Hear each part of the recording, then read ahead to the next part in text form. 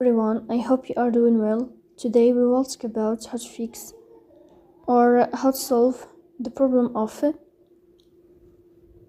Forcestop on the application of Microsoft Teams. We click on settings. Here we click on apps, default apps, app settings. In this list you will search about Microsoft Teams and you click here in this page.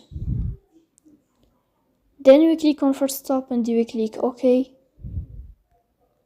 Here you will enter to storage. Then we click on clear cache. In the end you will turn off your phone and you will wait a moment to restart your phone again to fix that problem.